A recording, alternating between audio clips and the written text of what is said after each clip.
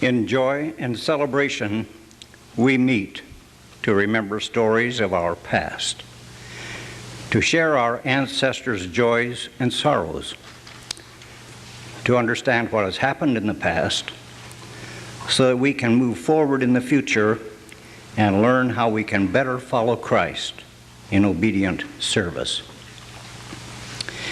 As we move from one speaker to the next, the time period included in their monologue will appear on the poster. We ask that there be no applause until the acknowledgments following the program.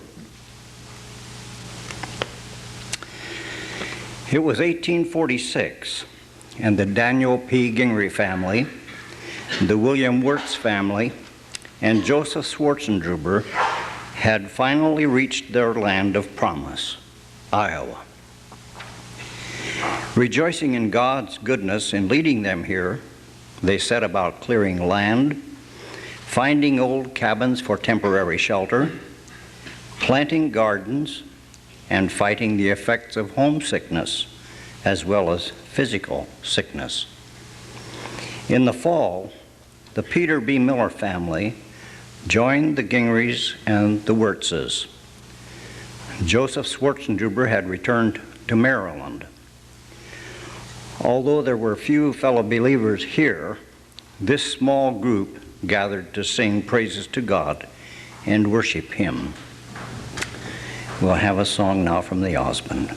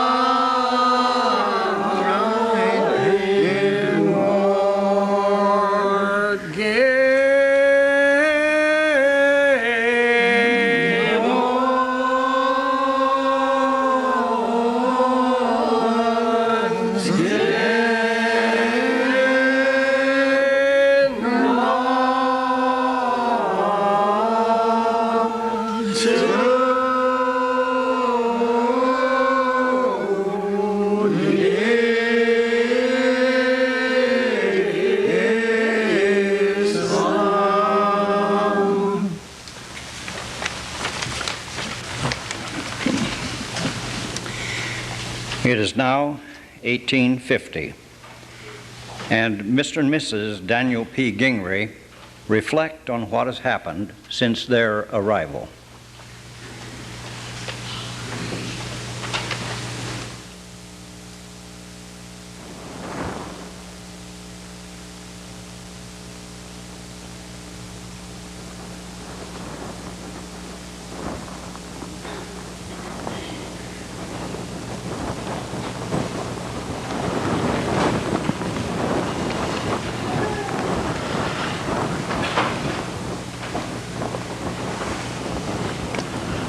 I am Daniel P. Gingrey. I was part of that first group of Amish settlers that came here to Johnson County 4 years ago in 1846. It was hard for Susanna and me to leave our friends and our family in Ohio and Pennsylvania, come to a place where we knew no one. And we have had 4 years that have been full of sorrow, but we have received God's blessing. When we came here to Iowa, we came with William and Helena Wirtz. Helena is the daughter of my half-brother, John P. Gingrey. And we also came with Joseph Schwarzenegger, and Joseph is another half-brother. So we had some friends and some family, but we didn't know anyone else. The land here is very good. The soil is rich. There are lots of trees and there's plenty of grass. We need the trees because we need to build our barns and our houses. And we feed the grass to our animals. So it's been a wonderful time because of the blessings of the land and the rich land. I claimed 160 acres just to the west here. And then I walked to Dubuque, and I filed my claim there at the Government Land Office, and that was on the 20th of June in 1846. There's a stage road just a mile here to the east that connects Sigourney and Iowa City. But I didn't have any money, so I had to walk. I couldn't afford to pay the fare to ride the stage. Like I said, these haven't been easy years here in Iowa. That land is rich, but it's also covered with tough prairie grass. You can't get a plow through it. Some of the farmers that first year had to plant corn with an axe. They'd chop a hole in the ground just to make a place to drop the seed. And even though we've had plenty of timber and plenty of grass, we've also had a lot of disease. That fever and the ague, it makes your joints ache. It makes you tired. That first winter, we lived in a small, cold cabin because I was too sick to make the repairs that we needed to make. It's also been difficult because of some of the neighbors. There were already some people living here when we got here, and they had staked out their claims, but they hadn't filed them. And somehow the rumor got started that when we got here, we were going to file those claims and take them away from them. All we wanted to do was just live here in harmony and peace. But you know how things are. People talk and get ideas that don't always make sense. That first year, somebody stole the wheels off of my wagon. I don't know who it was, but I always thought it was probably somebody in that group. It's hard to farm without a wagon. It's also been very hard living here where we have no leaders and we have so few people, and we're trying to be a church. We came here to start a new Amish community. We pray that God will send us leaders. You can imagine last fall how happy we were when visiting ministers held church services in our cabin for the first time. Yes, these have been hard years, but they've also been years that have tested us, and as we look ahead, we think that God has brought us here. We think He brought us to this land that is rich. because this is where we should be. And we pray that God will continue to lead us in the years ahead.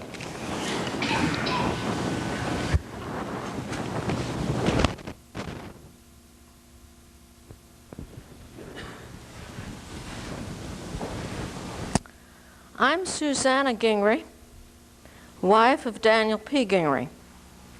My parents were Benedict and Catherine Beachy Miller. I was born in 1812. My family had 12 children, 6 brothers and 6 girls, and 2 of those girls were twins. Daniel and I were married in 1835. I was 23 years old. I grew up in Somerset County, Pennsylvania, and of course that's where I got acquainted with him. We were living in Pennsylvania for a while, and then we moved to Ohio, and we lived in 2 different places in Ohio. And it was in Ohio that we had a small farm.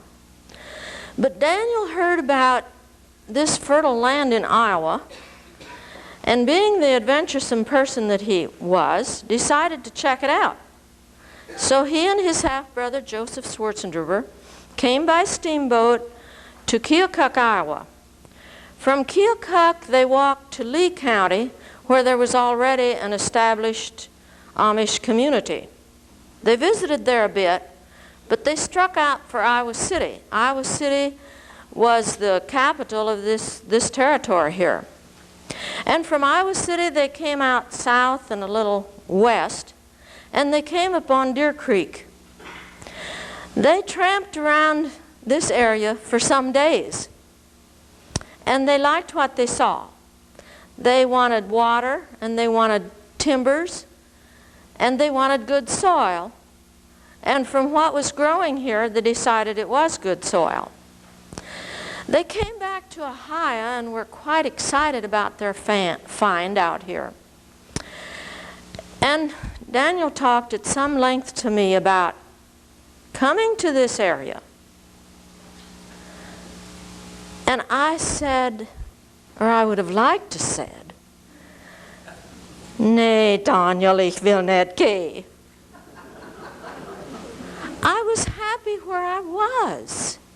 I was in a settled Amish community. I had family and friends there, and I really didn't want to move. And now we had 4 children. The oldest one was 9, and then 6, and then 3, and little baby Christina. However, I didn't doubt his wanting to come. I trusted him. I thought he had good judgment. He was a good farmer and an excellent carpenter, and I knew that he would take care of us and provide for his family. He told me that probably next spring we'd be moving. So I had all winter to think about this and to get ready, but how was I supposed to get ready? What was I supposed to know what to bring? We'd have to have our clothing and our bedding and surely some food. He did say that we could probably eat off the land. There'd be wild prairie chickens and wild turkeys and rabbits. We could probably eat off the land partly. So I had a lot of planning to do that winter, and I did some extra sewing so that I would be prepared. I kept most of those fears to myself, but I did a lot of praying, and I asked God to show me, to let me feel that this was the thing that we were supposed to do. Well, the next spring, we and William Wirtz and his wife, Helena, and their baby, and Joe Schwarzenberger, packed up our wagons and went to Zanesville, Ohio, and there we got on the steamboat. I wasn't very anxious to travel by water. I was afraid the children might get sick on the way. And again, I had fears. We had to change at Marietta and Cincinnati and St. Louis, and then we came to Bloomington, Iowa. Well, we disembarked at Bloomington, loaded our wagons, and headed out for Iowa City. The men folks found a house for us to live in while they came out to this territory to see what they could find for us to live in out here. Well, Helena and I were good friends before we ever came to Iowa, but being that week in that house together with our family, we really became close friends, and we shared our fears and our anxieties with each other. But there was also a hint of excitement.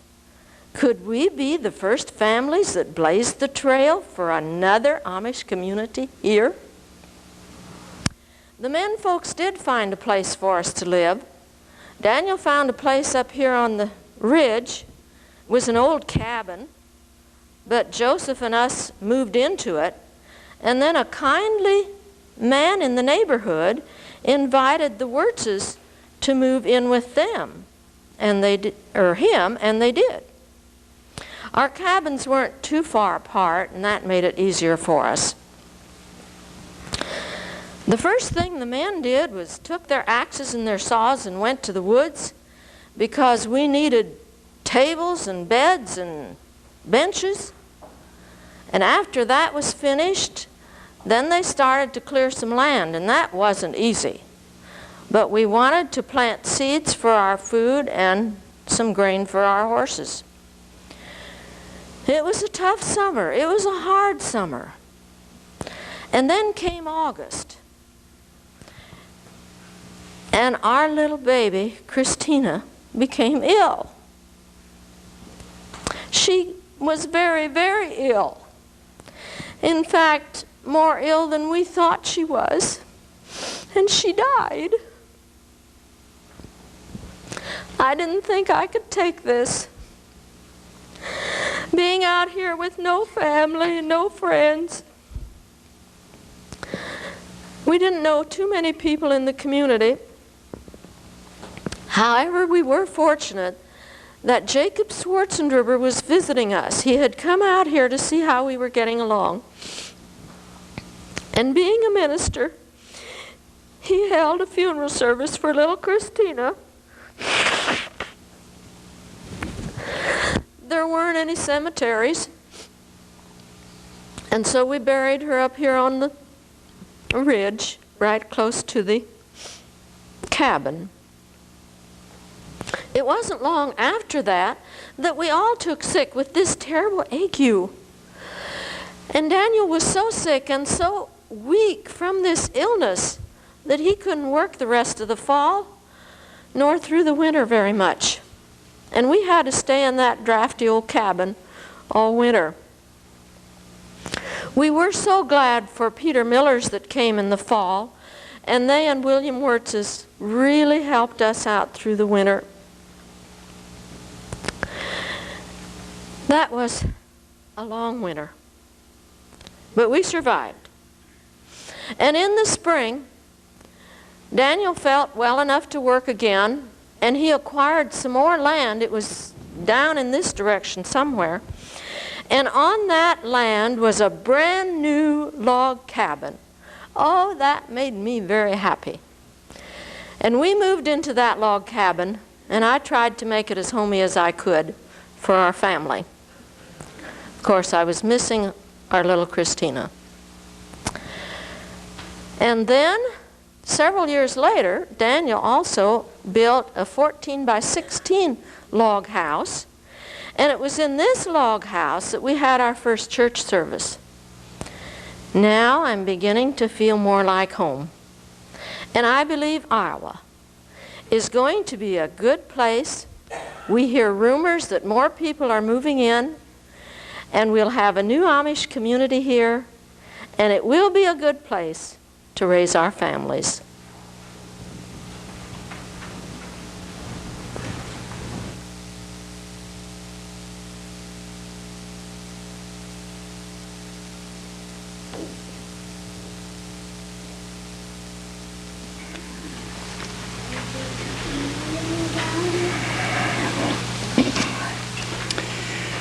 Why didn't more people come immediately? The mosquitoes, ague, which is a form of malaria, and other sicknesses were discouraging. There was very sticky mud, and there were Indians living in the area. Despite these disadvantages, by 1850 and 1851, other groups arrived. Family ties drew grandparents, parents, and children. Peter B. Miller and Mrs. Daniel Gingrey were brother and sister. Soon their brother, Benedict B., came to join them as well as their sister, Mrs. John Kempf. Mr. and Mrs. John P. Gingrey, parents of Mrs. Wirtz and Mrs. Benedict Miller, came bringing with them their sons, Daniel J. and Christian J. Among the 1851 group was a man who was an ordained minister, Jacob Schwarzendruber, and his wife Barbara. Both had numerous relatives here. Jacob and Barbara Schwarzendruber speak of their experiences.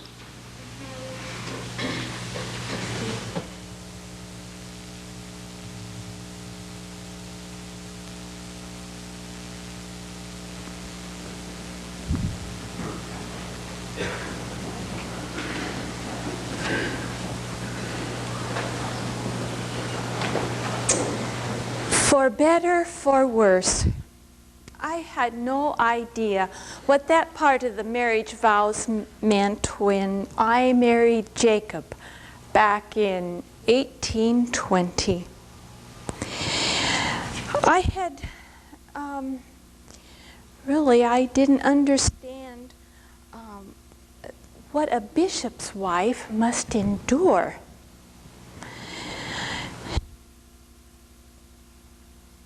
Jacob has been a good husband and a good father to my Danny and my Jakey and our 7 children.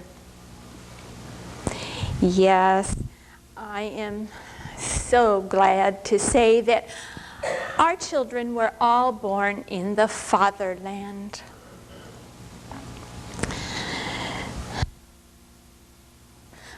My Jake, he is good at making cogs and wheels, and he knows just where to build the dam. Although his love for the Lord and his people come first. It always seems to lift the black clouds when he writes to his fellow workers in the vineyard of the Lord. Oh my goodness, it's amazing. For my age, and well, for our age, we sailed across the ocean, traveled by horse-drawn trolley, and steamboat on the Ohio and the Mississippi rivers, and home to Iowa. I didn't want to come.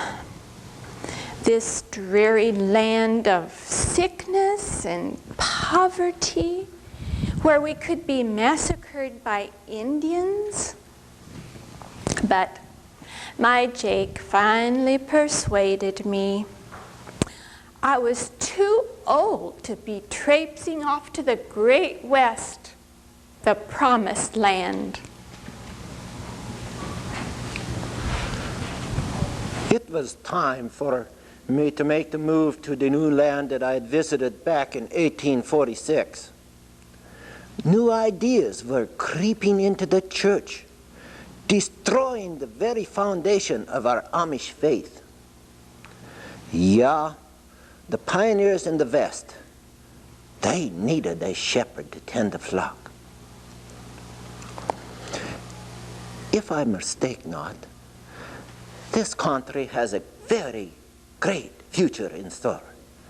The soil is a very rich black loam, without stones and gravels on the fields.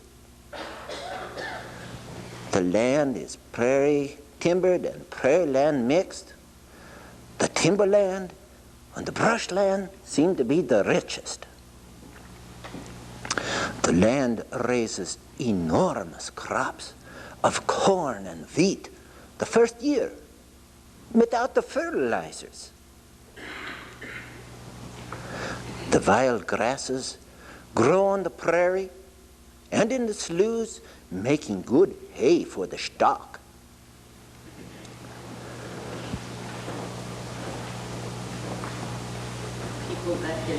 The peoples back in Maryland find it hard to believe how the soil can be so fertile.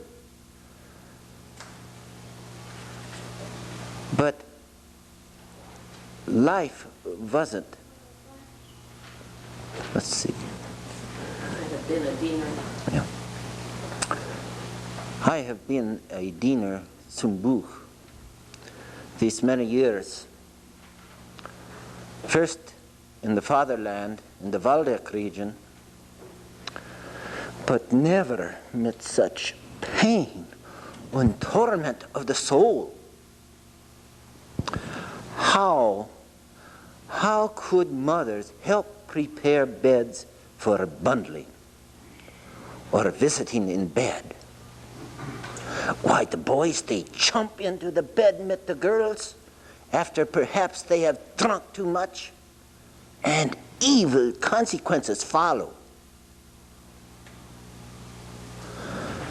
I felt I must find a new frontier, one where I could exercise my faith. This new land, the promised land, looks so inviting.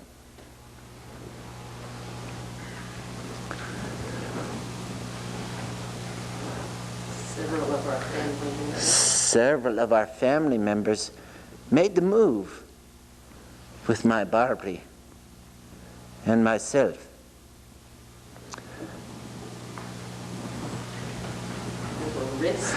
Oh, there were risks that came from the horrible sickness that comes from the swamps on the turning of the soil. But you know, life back in Maryland was not easy either. Barbary, do you recall that trip from Muscatine to Ivy City? We hired 2 teamsters with their wagons and teams that took us to the territorial capital by way of Daniel's place. Now, Daniel, that was Daniel Gingrey, my Barbary's son. And also, I was so grateful to have George with us, and Sarah, and Frederick, and little Barbara. I would not want to make a trip like that alone in our older years. Yes, our sons made the trip much easier for me. Ach, my, the mud. It was terrible. And such a way to welcome newcomers to a new land. That mud was as sticky as shoemaker's wax. Ach, yeah, but the scenery,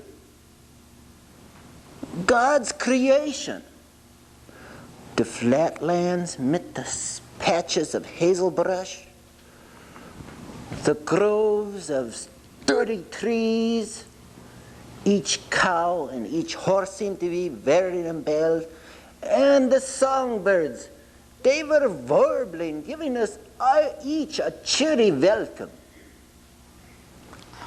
Oh, but my goodness, I was weary of that wagon ride. Every bump seemed to shake my very innards. And I thought, oh, will this be my last move to new country? Well, the mud. Oh, the mud. It was everywhere. The horses got stuck in it. Everyone was covered with it. What a way to welcome newcomers.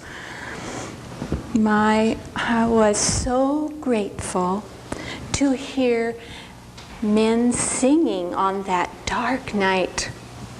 There had to be a cabin or a farmhouse nearby, and it was Peter Miller's. Oh, it was so good to see friends again. Yeah, and oh, it was, and we certainly needed their fine singing and their whistling and their good humor. Yeah, I remember. We had quite a reception that first night here in the new country. We men thought we had properly cleaned our clothing and boots from that sticky highway mud. But lo and behold, in the morning, there it was.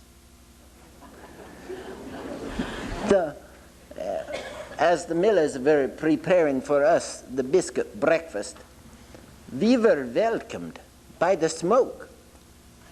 The smoke which came down the chimney instead of going up the chimney. I didn't see it, but Sarah told me later that Catherine was sifting the flour in the flour barrel, and she found her husband's black hat while she was preparing our breakfast biscuits.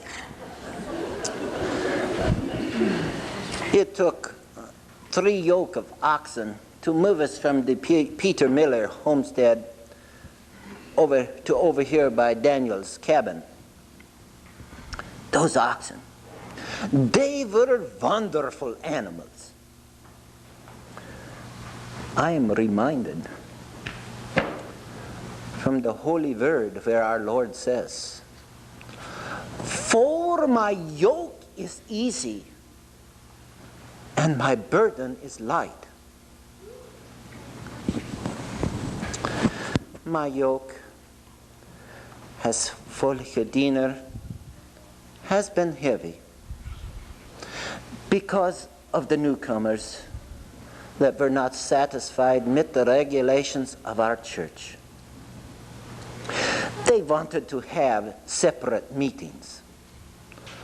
Why should colored or decorated dishes keep us from worshiping with our brothers, Amish brothers and sisters?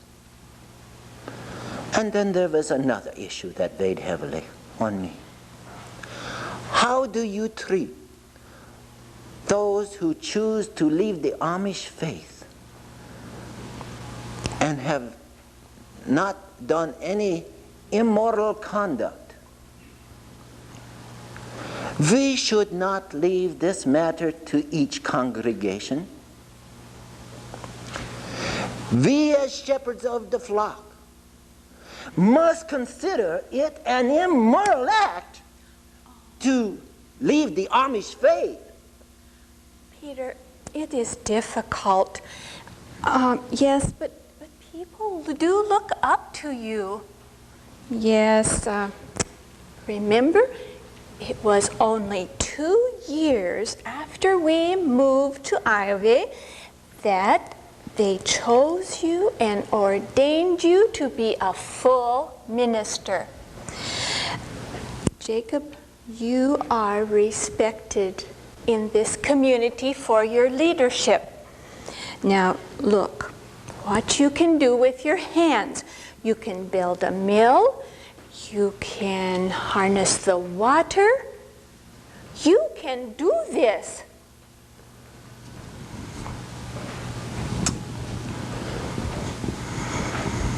Pioneer life was very hard for our women.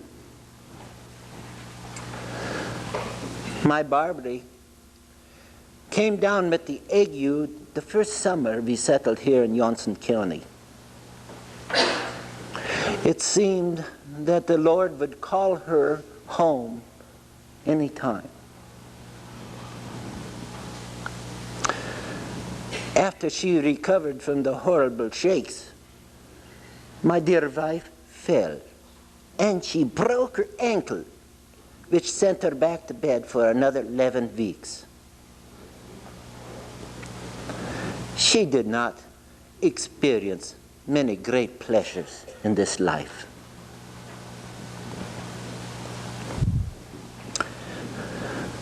It seems that in my small lifetime, with pure cross and tearfulness, I must continue. And if I had not been ordained to the ministry, I could have lived at peace with nearly all men, much as the Apostle Paul wrote in his letters.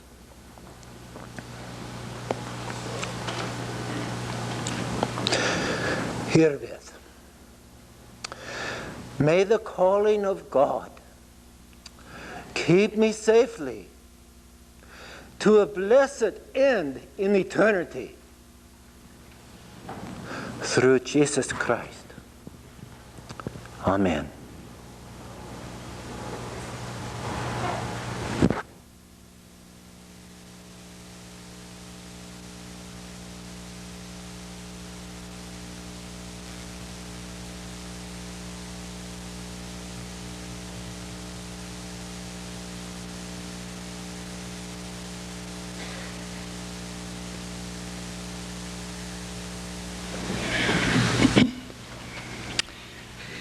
A church was organized, and Iowa looked more and more inviting.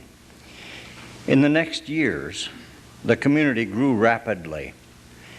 There were more ordained men coming, and the first wedding took place in 1855. It is now 1865, and Emanuel P. Hirschberger tells of some of those events.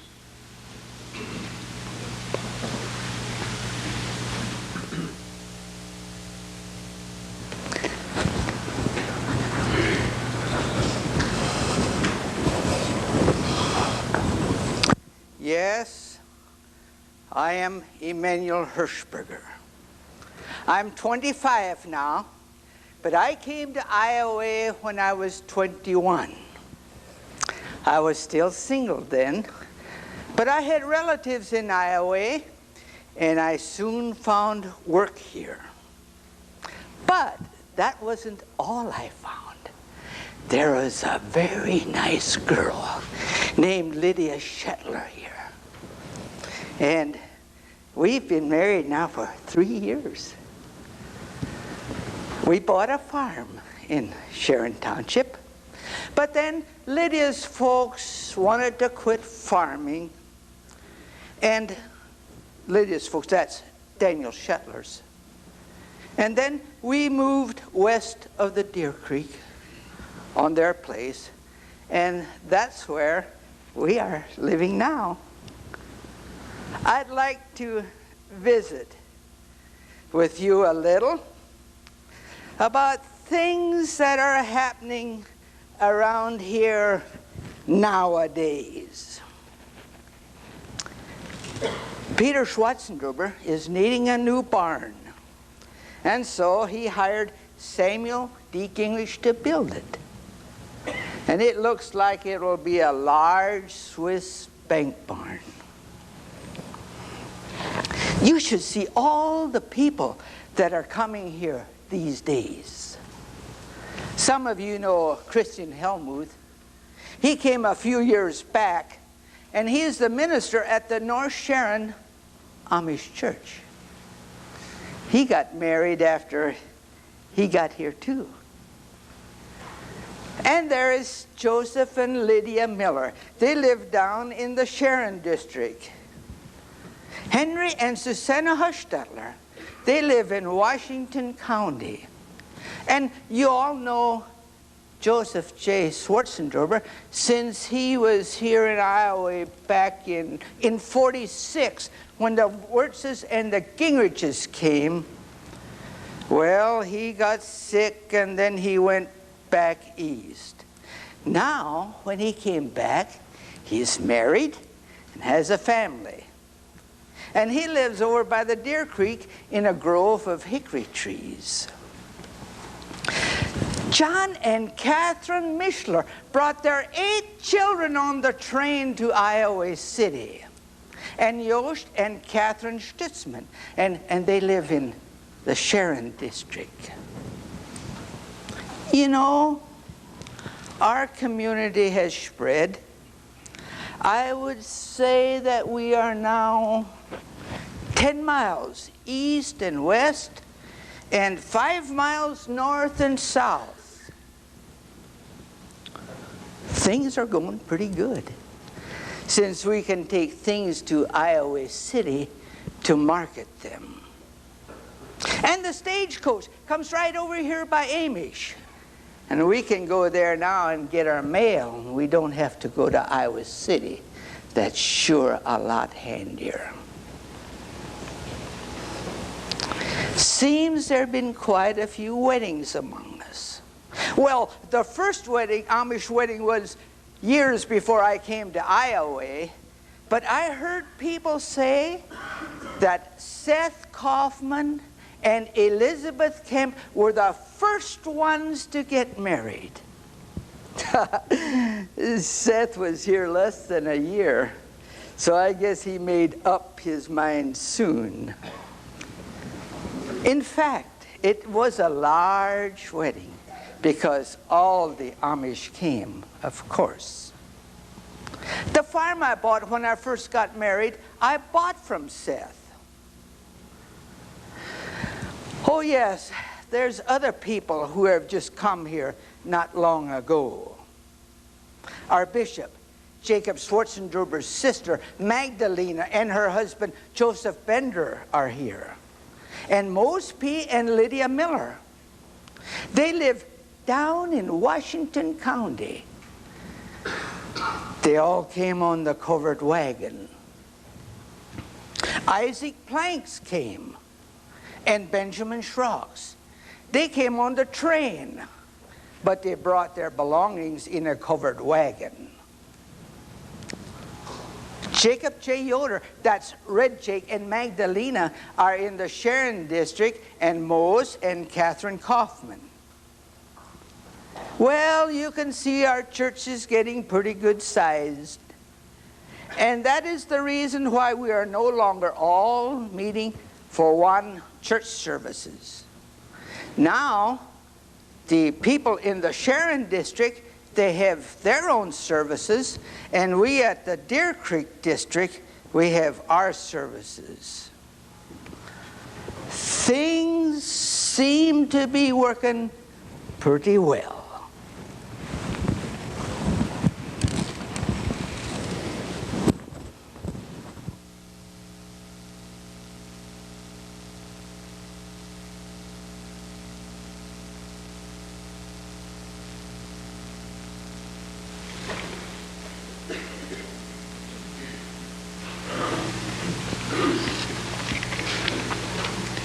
A church was organized, difficulties set in not only among church leaders, but also in the country as a whole. Although the Civil War seemed distant at first, it had its impact on the Iowa Amish. Henry Hostetler relates what happened.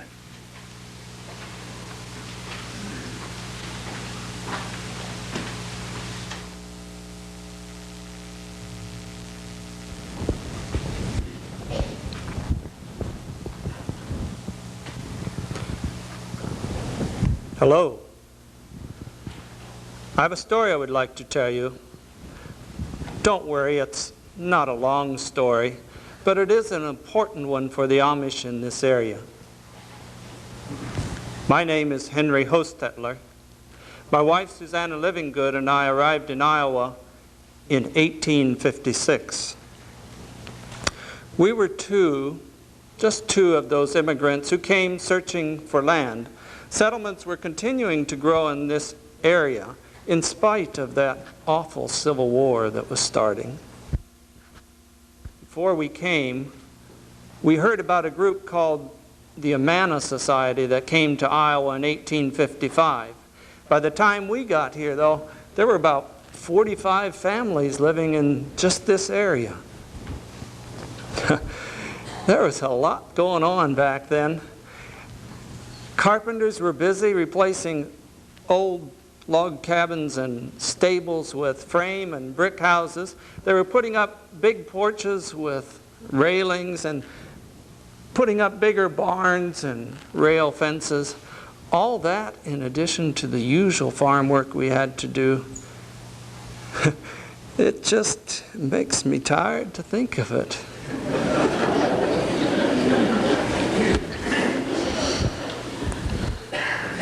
Our Amish church was having some problems back then. Some people thought baptisms should be done in streams like in the English River rather than in the homes. They also wanted a special meeting place for their worship. They even believed that there was nothing wrong with allowing a deacon to preach. Here in Johnson County, things were going fine under the leadership of Jacob Schwarzenegger. That is until a deacon and an elder began stirring up trouble. It got so bad that they had to bring in 4 ministers from Canada and out in Indiana and Ohio. The deacon that started the trouble, he was silenced. And eventually, the elder moved away. Still, the church was growing. Emmanuel told you that it was too big to meet in one house, and so they divided into 2 districts. That was 8 years ago. And now, Bishop Schwarzenegger is the bishop over both districts, and even now we're continuing to grow, and appears we may have to divide again. You know, that reminds me of, speaking of divisions, that was an awful division we had when the Civil War began in our country. It was even affecting our churches. At first we thought we would have nothing to do with it. You see, when we came to this country, we came partly because we wanted to get away from war. Our young men were becoming of military age, and now we were having war right here in this country. Those who didn't want to go into the army could pay $300 to have someone go in their place. Some men even sold their farms in order to hire a substitute. Bishop Schwarzenegger didn't like that arrangement. He said, "How can hiring someone to kill in your place be following the teachings of Jesus?" No, that just wasn't right. He also thought that it was wrong for us to be having big wedding feasts when our neighbors' sons were dying in the war. But that's not all. There's more I need to tell you. You see, my own 2 sons joined the Union Army. Christian went to Pennsylvania to fight. And Emmanuel, my oldest son, Emmanuel, volunteered. Can you believe it? He volunteered to join the 22nd Regiment of the state of Iowa. It was almost more than Susanna and I could bear. He went with his unit to Mississippi, and he fought in a battle that they called the Battle of Vicksburg. 1/2 of his regiment either died or was wounded or was captured. They said that after the battle, out in the field, men were still lying there just crying out for a drink of water. My son, Emmanuel, my oldest son, was shot in the leg, and he died the following day.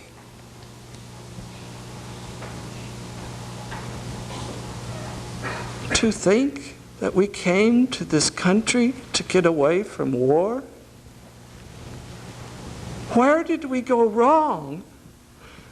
My own 2 sons joined the army, and one never returns alive. May God have mercy on us. Life can be so hard.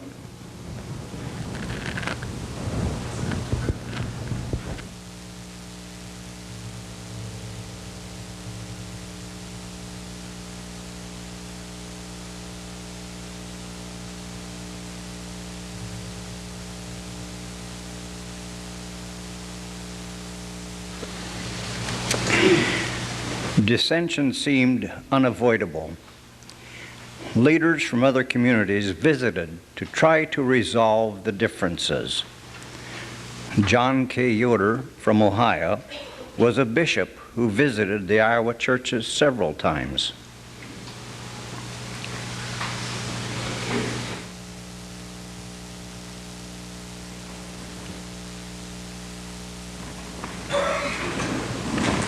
Hadu.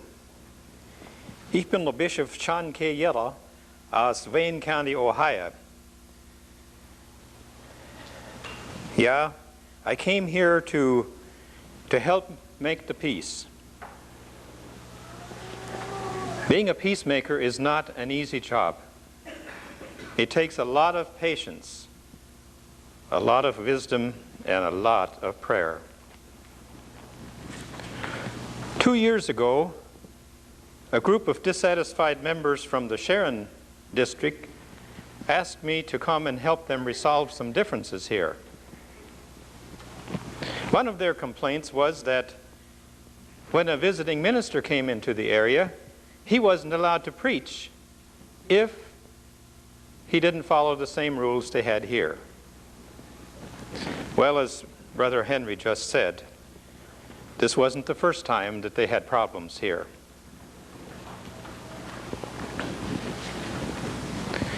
When the group asked my advice, I advised them to take their membership to the Sugar Creek congregation in Henry County. A few of them did this, but you see, that was so far to drive. Now, Sebastian Gary came up here and held services for them occasionally. Well, about that same time, Noah Troyer, the sleep preacher, because he preached when he was asleep, began to preach, and of course, that was something. A lot of people came to hear him because the news spread. And even the Iowa City paper, the Republican, featured him.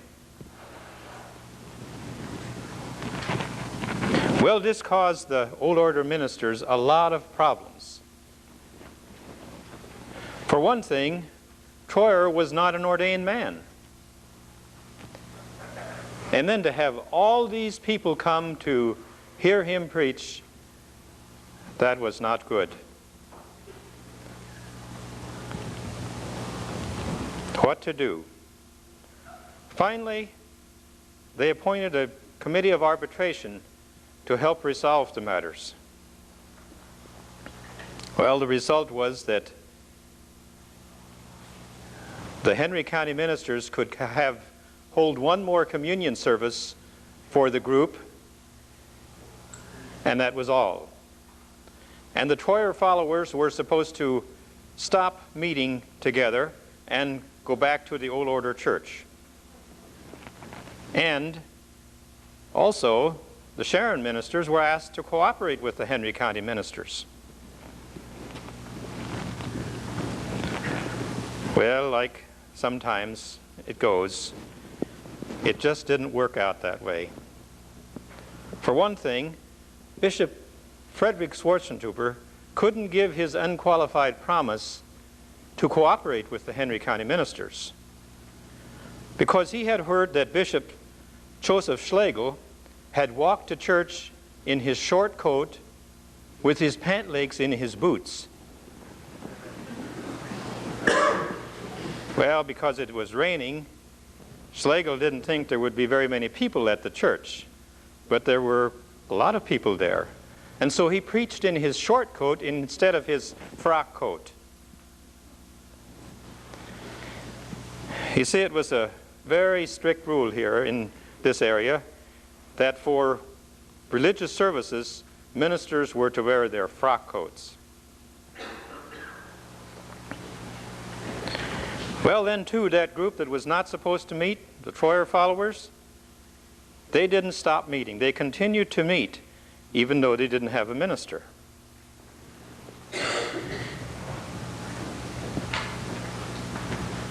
Then in 1884, Christian Wareeye moved into the area. He was an Amish minister and attended the church and was expecting to preach. But they wouldn't let him preach. They told him that he couldn't preach because he had a buggy with a fold-down top, and he also wore a raincoat.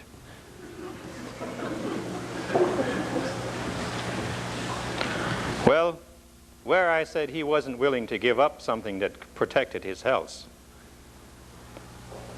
Well, then the group that was meeting, it wasn't supposed to, but they kept on meeting, and so they asked Wareeye if he would come and preach for them. And Wareeye consented to do this. And now, today that group is meeting at Prairiedale School, and they're called the Union Church.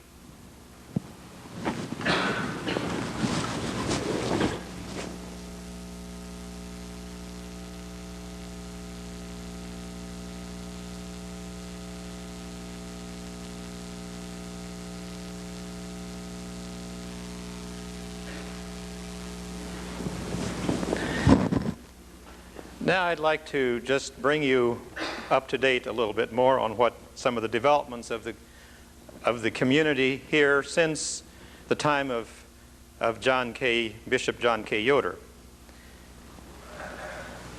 The Union Church, under the leadership of Christian Wareeye, grew rapidly, and soon they divided and became West Union and East Union. In 1890, the Deer Creek churches built church houses, and this put a strain in the relationship between the Deer Creek churches and the Sharon churches. Also, when Upper Deer Creek permitted the telephone, a number of members moved to Buchanan County. And at Lower Deer Creek, in 1912, there was a church split because of the telephone issue. There have always been differences in this area, I mean, in the various churches here in this community. And some of these problems that have come about have caused church splits, so that today you have a variety of Mennonite and Amish churches.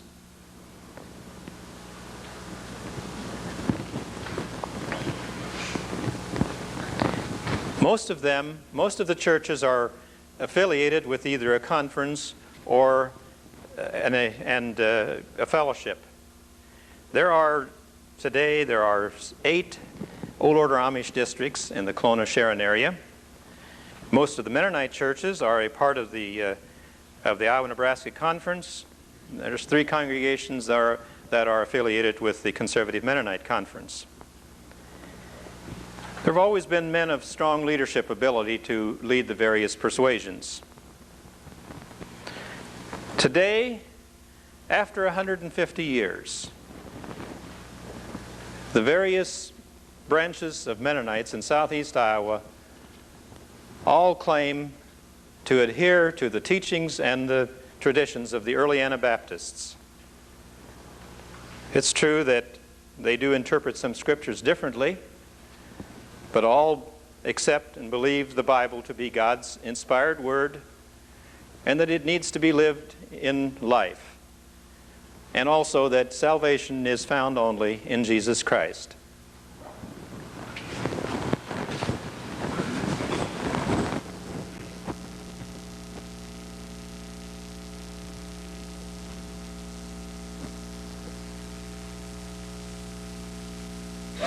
Many changes were taking place in the church at this time. One of these changes was that some church members had learned some four-part singing. We'll now listen to John Suderman's group.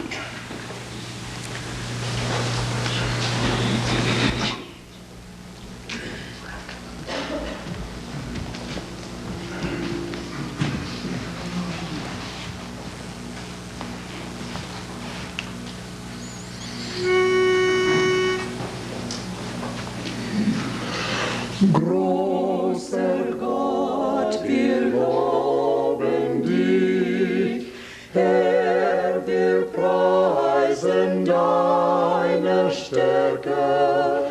Vor dir neigt die Erde sich und bewundert deine Werke, wie du warst vor aller Zeit, so bleibst du in Ewigkeit. Holy God, we praise thy name, Lord of all, we bow before thee. All on earth thy scepter claim, all in heaven above adore thee. Infinite thy vast domain, everlasting is thy reign. Hark the loud celestial hymn, angel choirs above are raising, cherubim and seraphim in unceasing chorus praising, fill the heavens with sweet accord. Holy, holy, holy Lord. Lo, the apostolic train join thy sacred name to hallow. Prophets swell the glad refrain, and the white-robed martyrs follow. And from morn till set of sun, through the church the song goes on. Holy Father, Holy Son, Holy Spirit, three we name thee, though in essence only one, undivided God we claim thee, and adoring bend the knee, while we own the mystery.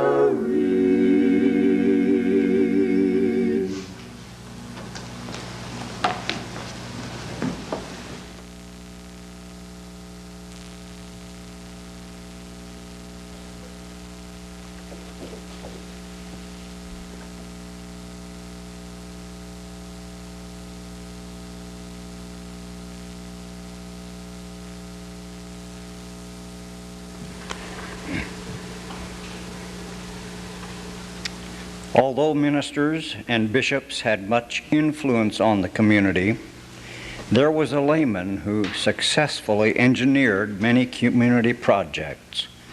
Samuel D. Gingrey was 9 when he came to Iowa with his parents, Daniel and Susanna. Now in the early 1900s, S. D. Gingrey reflects as he writes in his diary.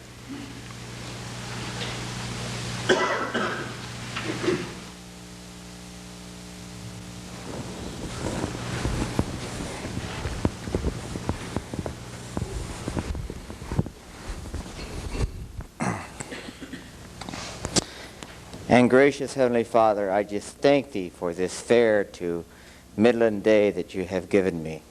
Amen.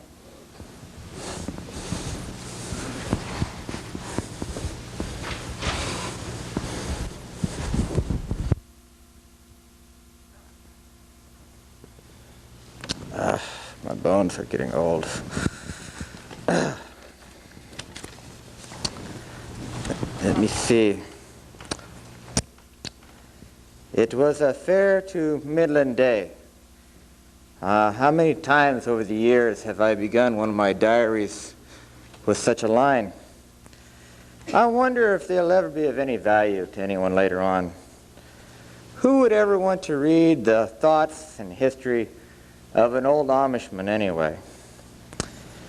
One thing for sure, God has proven faithful over the many years. He's given me food, family, land, community, and 8 children. Well, there were 8. I've always wondered what type of man my 6-year-old Daniel would have become. He was the second to the oldest, you know. He was so full of life as a little boy will be, running around, exploring, picking up rocks, frogs, being a child. He was so warm one moment and then so cold the next. There we were eating dinner one day, and we went out to fetch him in, and we found himself underneath the porch. He had hung himself crawling between a couple of boards, and it choked the life out of his very soul. It was just like I told Noah Yoder back then. He was thrown from a wagon. He had a new team, and he was excited about him, and they were just as excited about him, I guess. And he was thrown out one day, and he busted up his shoulder really bad. And I went over to comfort him, and I said, "Such is the weakness of mankind made manifold. In the twinkling of an eye, a great change can be made of man and his many plans." Such was true for my little Daniel. Brother Jacob and I, we purchased a printing press back in 1892. And we did not do this for profit, I told him. And we told other people the same. But we're doing it because the world is becoming full of secular literature. Why should we let them drown us with all this filth? We need to publish our own Christian literature that will edify God and uplift our children and give them something of encouragement to read, to go on and do good works.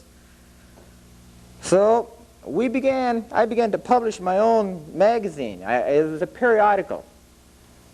It was called the Herald de Warhite. I published that for several years before a man from Indiana took it over. Then later I published a catechism book for children. And then later, with Jacob's help, we put together the Amish hymnal. I will always be grateful for Jacob's help. He was always there for me. My press has certainly had a lot of work, more work than what I could ever have dreamed or hoped for. Many people, and I too, regard myself as a simple man.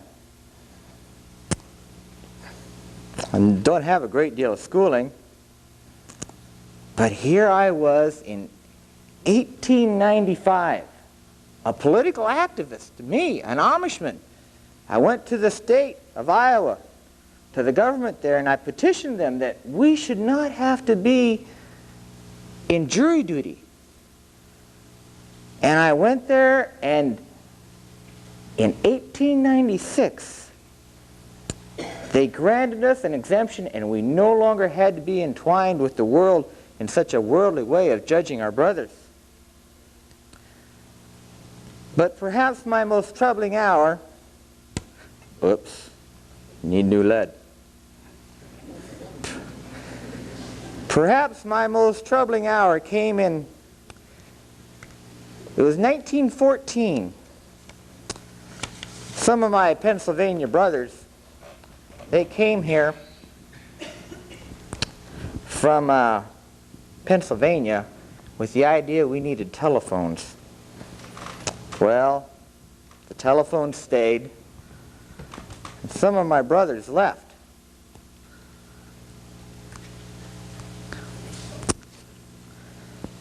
I had a lot of jobs of great satisfaction. The sweat of your brow from raising a barn, carpentry work.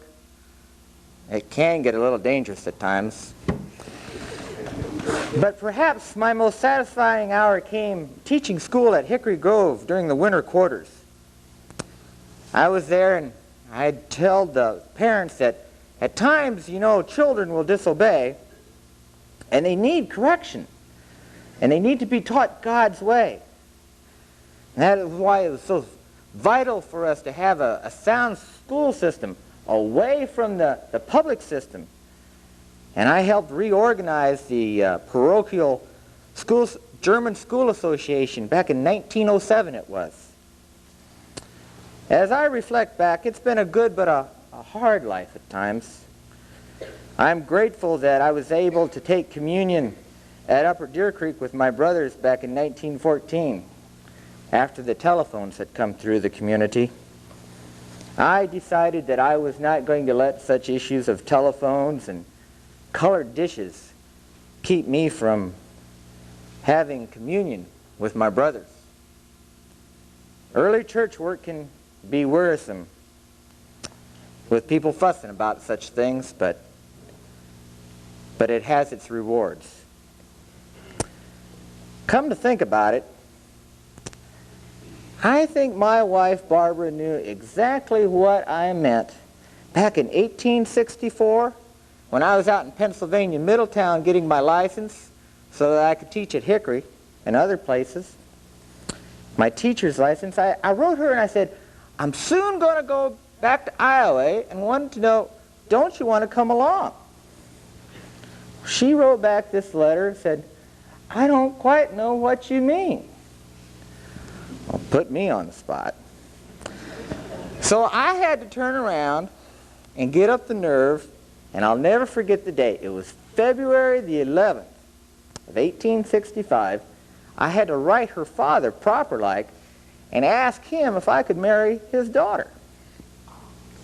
Well, he said I could, and she said she would, and I ended up getting married, and the day I got married, the government caught up with me and drafted me into the Army.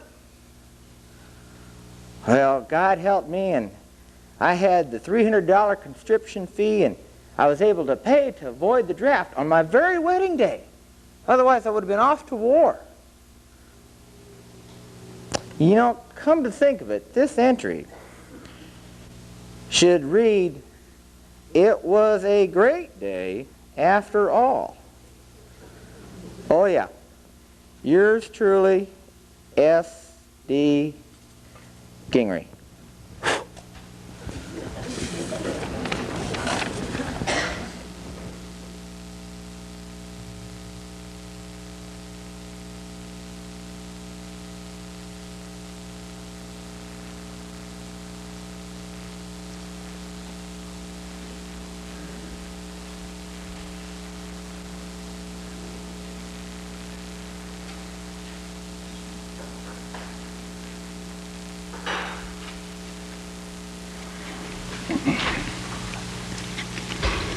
Amish Mennonite leaders felt that Sunday schools and German schools should be started along with the public schools.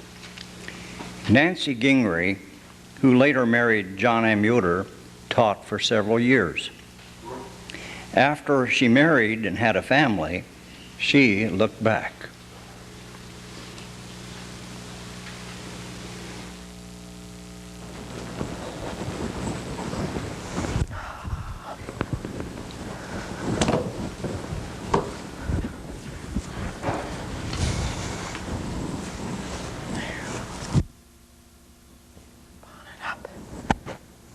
It's cold out today.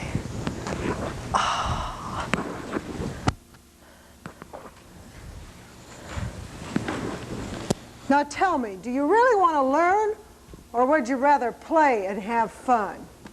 At my school, the bell rang at 9 o'clock, and the funny business stopped until 4. I'm Nancy Gingrich, and this is my daughter Hazel. And in December of 1912, I bought a train ticket from Centralia, Missouri to Kelowna, Iowa. It cost me $6.32. When I got here, I stayed with my brother Louis. I was the last person to teach at the German Schule. In 1914, I cleaned out my desk and closed the door behind me.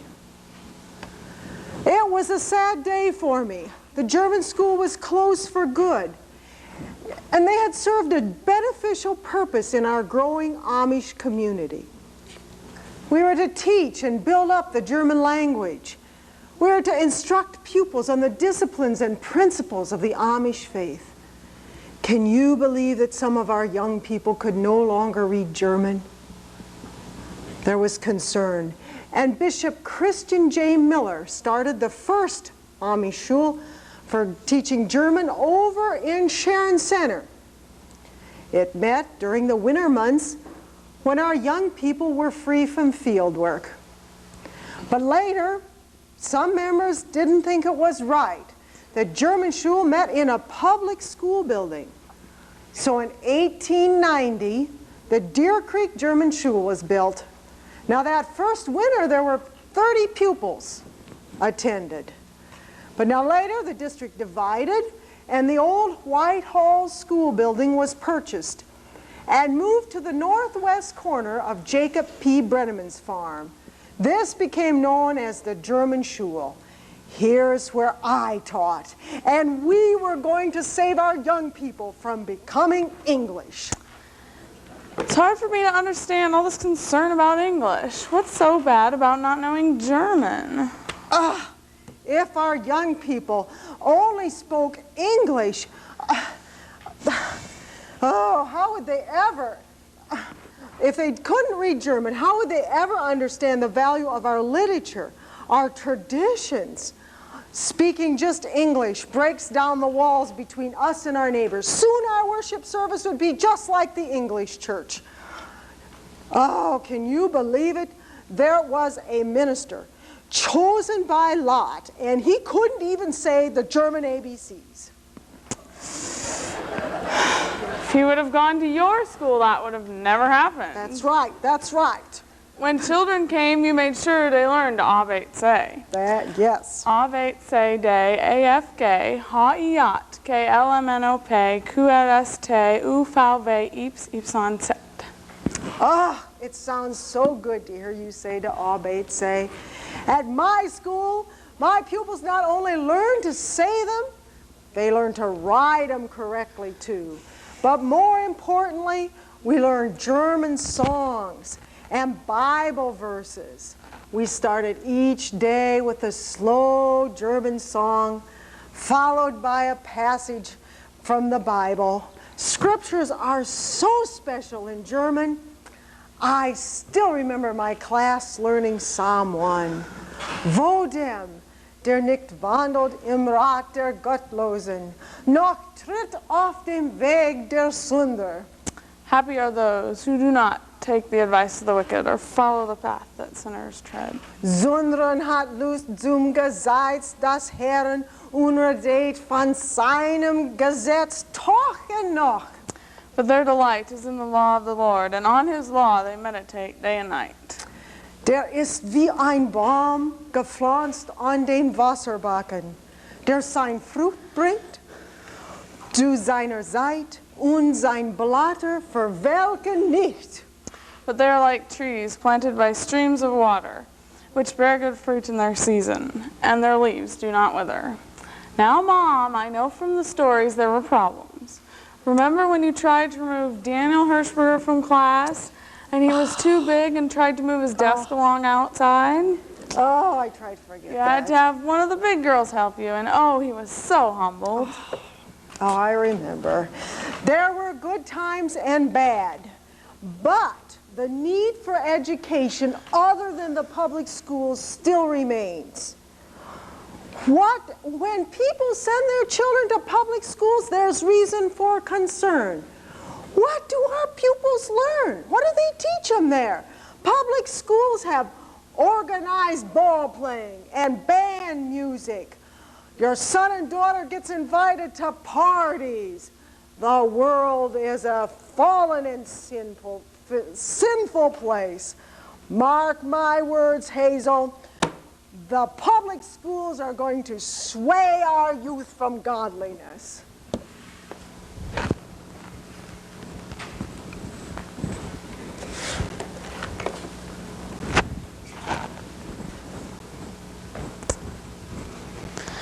Oh, if you could only see it today, Mom. After your time, 31 years after your German school closed, the Amish that became Mennonites started a school. Iowa Mennonite School would benefit the next generation. They would teach scripture and singing. They would teach our faith while giving the youth a chance to learn history, science, sewing, and woodworking. And yes, Mom, I can still hear you asking, do they still delight in the laws of the Lord and love God's holy word? The future is not ours to know, but you faithfully planted the seed of God's love and laws in the hearts of your pupils. What grows, only the good Lord knows. But a good student is like the trees the psalmist talked about. They are planted by streams of water, and their leaves do not wither, and they bear good fruit. May we always water our youth with the love of God's holy word.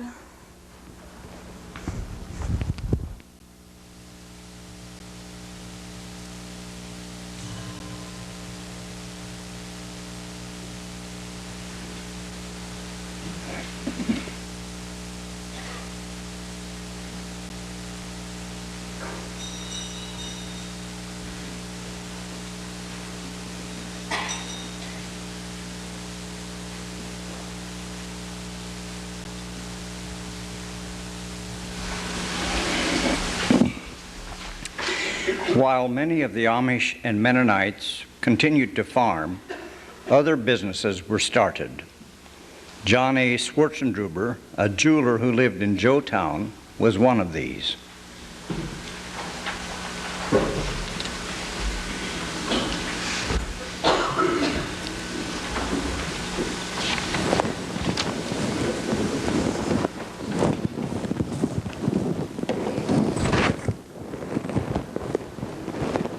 Hello there. I'm John A. Schwartzendruber. I'm not such a young man anymore. I've been on this earth about 61 years. I've seen a lot of things in my lifetime, some good and some not so good. And many of these things are no longer with us anymore. You know, the ways we've made a living over the years sure have changed. Why, some of you remember Benedict Miller, or at least his sons. Now, Benedict was a farmer, but he was also well known as a tailor. And he made many suits for the young men that were contemplating marriage. Benedict's reputation spread outside the community as well, such that when Samuel B. Kirkwood was elected governor of the state of Iowa, he came to Benedict for his inaugural suit. Right from the start, people were willing to help each other out whenever possible, and of course, many a task was made lighter because of the many hands. In fact, a lot of the area businesses were started because of a need right here in this community. You know, this is an agricultural community, and so there were many different rings found in the neighborhood. Now, what I mean by rings are the groups of neighbors that went from farm to help each other out with the silo filling and the thrashing of the summer crop. Or the butchering rings. Now, I know people still help each other out whenever possible with things such as haymaking, but at one point it was vital to have help with some of the larger jobs, such as at thrashing time. Now, I know how much work was involved because for many years I had 5 rings myself, and these were complete steam rigs too, which included a steam engine and a threshing machine and a water wagon, plus the 8 or 9 bundle wagons and the 4 grain wagons. And it took about 22 to 25 people to operate each rig, and there were 14, maybe 16 families in each ring. Oh, late summer was always a very busy time for me. You know, many of the early settlers built along Deer Creek and the English River to provide for some very basic needs of food and shelter. And the grist mills, like the one found over at Wassonville in the English, provided flour and cereal and feed for the family's animals. And the main beams and lumber for the homes and the barns and the other farm buildings, they came from the early water-powered sawmills. And it wasn't until around the turn of the century, I suppose, that lumber could be purchased up in Iowa City. Well, eventually the water wheel was replaced by the portable steam engine, which could be moved from farm to farm, and now, of course, lumber can even be purchased right in Kelowna.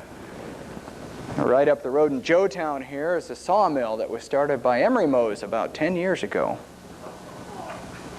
You know, back in the 80s and 90s, there were many ways tried for making extra money. Small country stores were started in Joetown and Frytown and in the Green Center area, where the farm wife could barter the extra eggs and creams for the things she couldn't make at home. While some people even had routes in Iowa City and Wellman and Kelowna and Parnell where they sold on regular days to the city folks. As the size of the farms increased, so too did the size of the herds. And so over the years there were many attempts to start creameries, to make good use of the extra cream and milk by turning them into cheese and butter. Well, a long time ago, farmers over by Deer Creek formed something called the Deer Creek Mills Dairy Association, and then there was the Green Center Cheese Factory, and even some folks over by Sharon Center tried to have regular routes in towns of butter and cheese. Unfortunately, the markets were never as available as the supplies were plentiful, and so after a few years, these operations shut down. The time must be pretty good right now, because just a few years ago in the late 40s, a group of farmers formed a milk cooperative, some farmers from Washington and Johnson counties. And they went up to Wisconsin and they hired themselves a cheesemaker by the name of John Rotland. And they built him a plant about 4 miles north of Kelowna over here. And let's hope that this newest venture, the Twin County Cooperative Dairies Incorporated, will be around for many years to come. Well, I myself have never gotten involved too much in these creameries since I didn't have a herd of cows, but for many years now I've been kept pretty busy with my interest in how clocks and watches run. I started out repairing them in my home, and my interest just kind of grew from that. And for many years now I've been selling and repairing watches and clocks right here in my own home. And many of these watches were gifts from the young ladies from the young men to the young ladies to celebrate their engagement.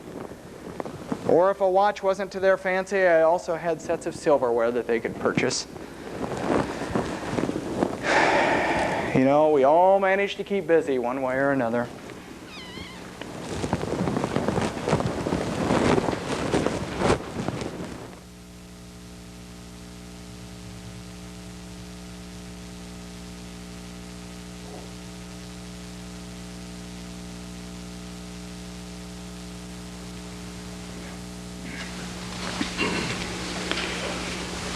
A belief that has been carried by Amish and Mennonites through the years and is still followed today is the peace position. Throughout the wars which involved the United States, there have been young men who have taken a conscientious objector's stand. Henry Miller was a young man at the time of World War I.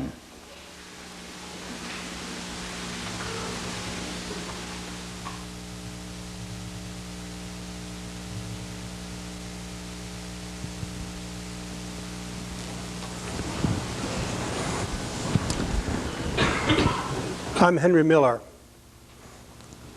I moved to Iowa in 1912 when I was almost 20 years old.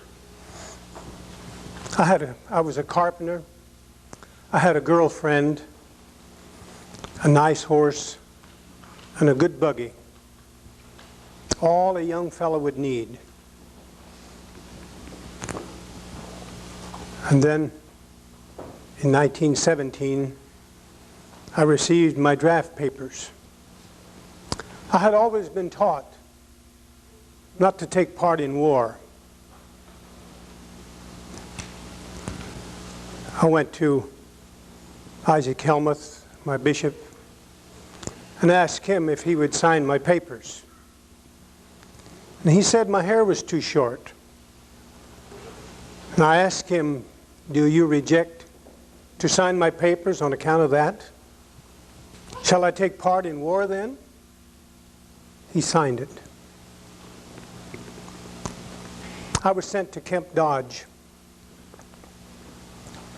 About the 5th day we were there, this captain got up on a knoll and he said, "Now if any of you men has any religion about you, you just as well shelve that somewheres and get the devil into you, because you're going to go over there and kill all those enemies." Well, I just wasn't about to shelve my religion. Sanford Yoder came and talked to the gentleman, the general. I thought he had it fixed, so that I would be taking care of horses. But I was transferred to Deming, New Mexico.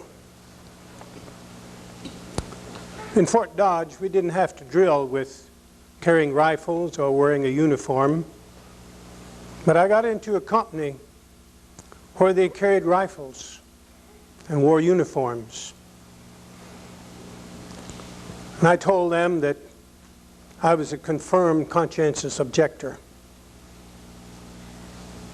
They called the chaplain, and he dressed me up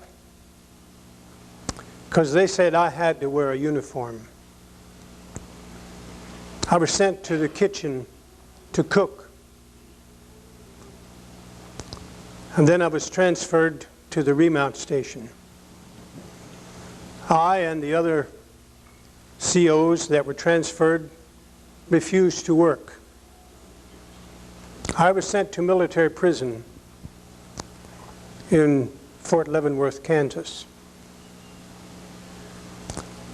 I remember that trial. They asked me if I joined the church to escape the military service. And I said, I joined the church to be saved. When they found out I was Pennsylvania German, they asked me about reading German magazines and whether I believed the Germans were wrong. I said that I believed the good Lord said, "Thou shalt not kill." And to complicate matters, they asked me that if I would rescue my sister if she was being attacked. They said I was uncooperative. I was stubborn. And I was found guilty of violating the 64th Article of War.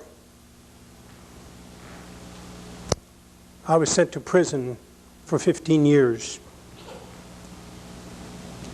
I was put on milking duty, and 3 times a day I walked a quarter of a mile to milk cows. I was discharged. I was in the army, or in the prison, 9 months. January the 19th, 1919, January 21st, 1919, I was discharged. My experience in war was good for me, but I wouldn't give anything for another dose of it. I'd like to say to the young people here, be ever faithful to your Lord.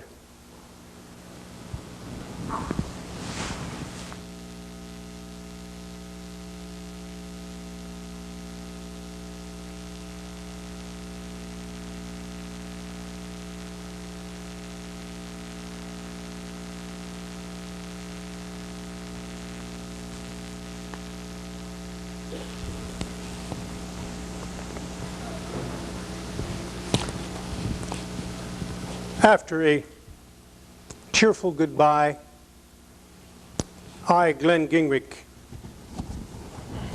climbed the stairs of a Pullman corridor, and I was off to Fort Collins in Colorado. It was 1942. I found myself in a company of 20 other COs who had who had aborted the train earlier. I had a strong belief that this is where the Lord wanted me to be. The Selective Training Act of 1940 provided that men conscientiously opposed to military service would be assigned to civilian work of national importance. The CO status was not easy to get. And then as the train moved along, I became acquainted with the other fellow COs. As we neared our destination, I wondered what awaited us at the end of the line. We dug post holes, we hoed weeds, we shoveled gravel.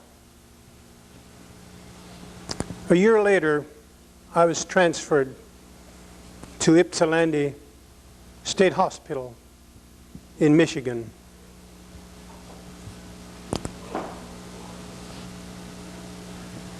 I got a valuable education there.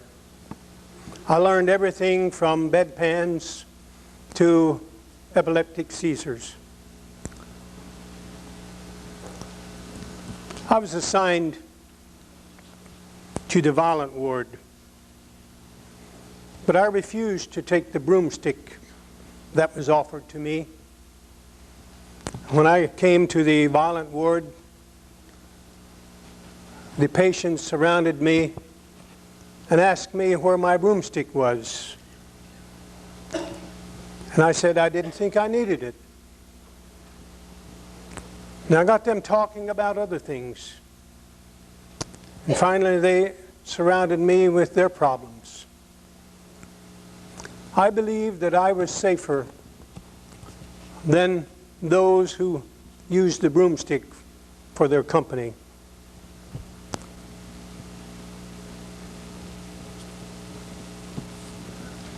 The CPSers changed the atmosphere of the mental hospitals. We weren't popular with some of the state employees. But yes, the pacifist position had its cost.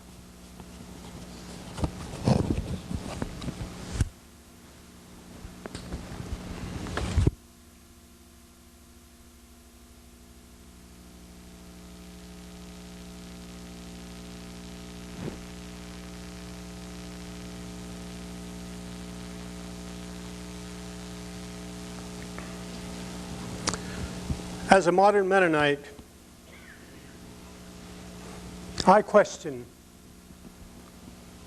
what the next 50 years, or what it will take us to, what we will be experiencing.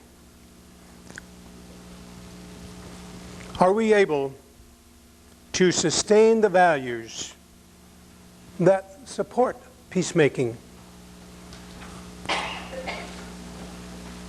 Can we do more than lip service to a peace theology? What will happen if Mennonite congregations continue to adopt the values and the structures of the surrounding culture that leads us in direction that is non-conducive to peacemaking? Both personal and professional life, the Mennonites have turned to legal and other forceful means to defend our rights and to protect our interests. As Mennonites become comfortable with the use of force in litigation, in political life, and business affairs, are we inching toward the acceptance of violence?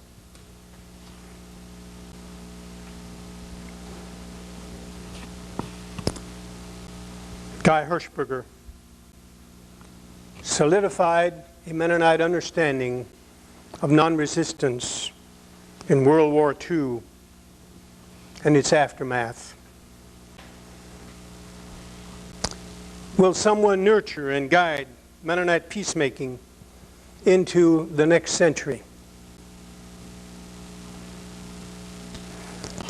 If we get down on our knees, like Henry Miller, and pray to God, call upon God for help, we will be a people of peace. If we're willing to ride the train to unknown ground and going by faith as the CPSers, our next century will find us faithful. And Menno Simon's words of 1539 will ring true in our Mennonite congregations.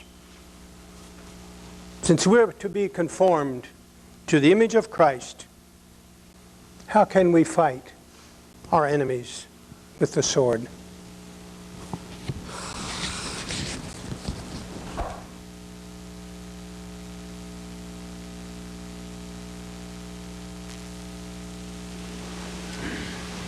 May we bow our heads for prayer. Dear loving, eternal Father, we rejoice in your goodness in bringing our ancestors to Iowa. We thank you that they were faithful to your word and to your leading, despite the very difficult times they endured. We too want to be faithful to you. We ask for wisdom so that we may know how to move ahead in trust and hope, knowing that you will guide us just as you did our forefathers. Amen.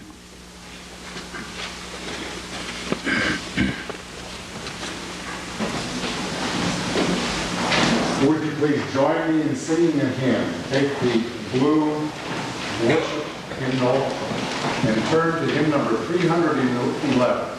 311. Church's one foundation is Jesus Christ our Lord. 311.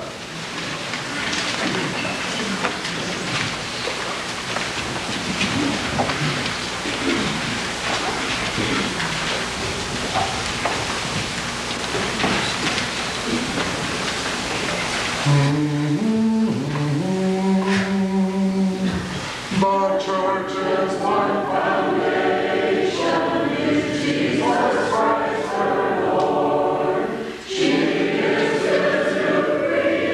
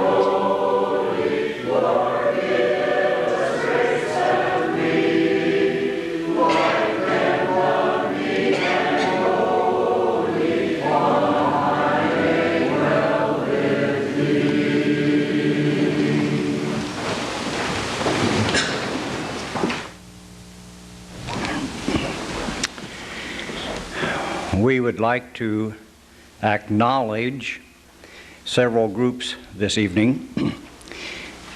First of all, we would like to recognize and thank the writers and presenters of these monologues.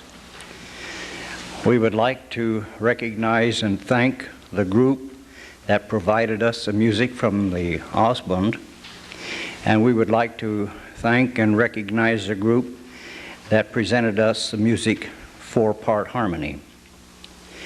Let's give them a hand.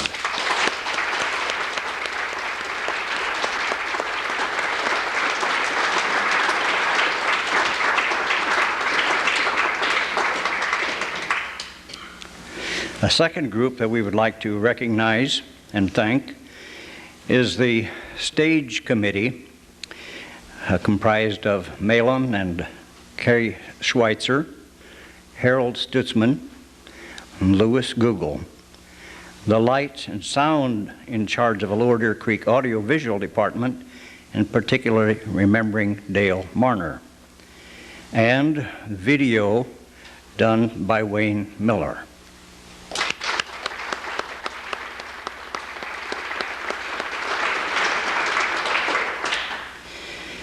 And we would like to recognize the primary movers of this program, the Monologue Committee, Merville Wideline, and Lois Google.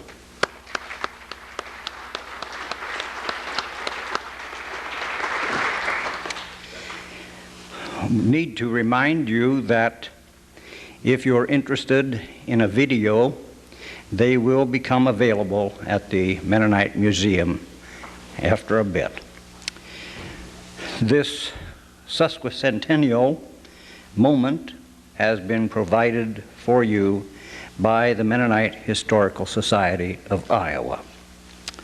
Thank you for your presence, and good evening.